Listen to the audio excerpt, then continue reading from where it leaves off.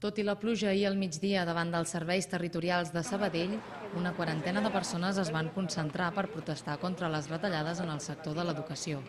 En la concentració es va dur a terme una petita assemblea per comentar la situació actual dels docents, que es veu bastant afectada per les retallades, i també va servir per fer una crida a la participació a la vaga del proper 29 de març. L'educació és un dels àmbits que més està patint la crisi econòmica, especialment en la reducció de plantilla, dels sous dels professionals i de la quantitat d'ajuts econòmics que rep per part del govern. Doncs home, es veu afectada, per exemple, les plantilles, hi ha una rebaixa en les plantilles de cara al curs vinent també, les escoles perdrem cada escola mig mestre,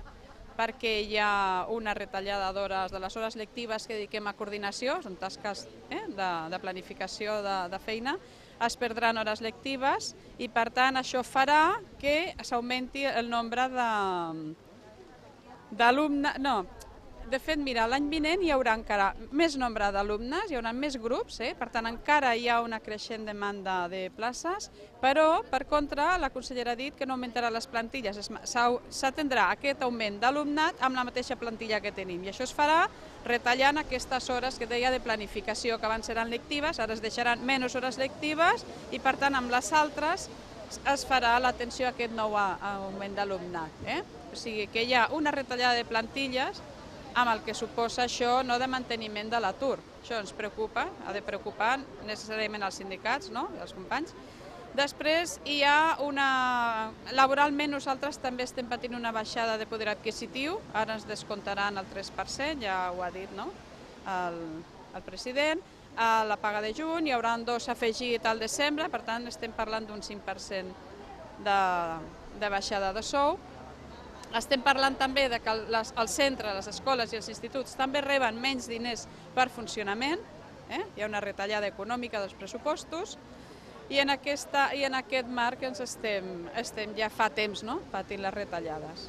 Durant l'assemblea, els delegats sindicals van apuntar que la participació en la vaga general del proper dijous és un exercici de solidaritat amb tots els professionals, especialment els del sector públic. A més, també creuen que hi ha d'haver una continuïtat amb les mobilitzacions més enllà del 29M.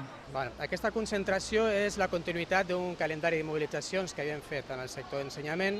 però en la mesura que des de feia temps es veia venir una vaga general, ha vingut a enfortir una mica més aquesta perspectiva que ens plantegem de que el professorat, tota la comunitat educativa, ha de participar molt activament en aquesta vaga general. Com comentàvem aquí a l'assemblea que hem fet, com a sindicat almenys considerem que no pot ser només per retocar aquesta reforma laboral, sinó que estem immersos en un conjunt de retallades socials i laborals i que per tant el que demanarem quan demanem a la gent que surti al carrer per la vaga general, especialment al professorat, serà per derogar aquesta llei i per fer front i poder retirar totes les retallades que s'han produït fins ara en el sector públic o social de qualsevol aspecte que ens hem vist darrerament.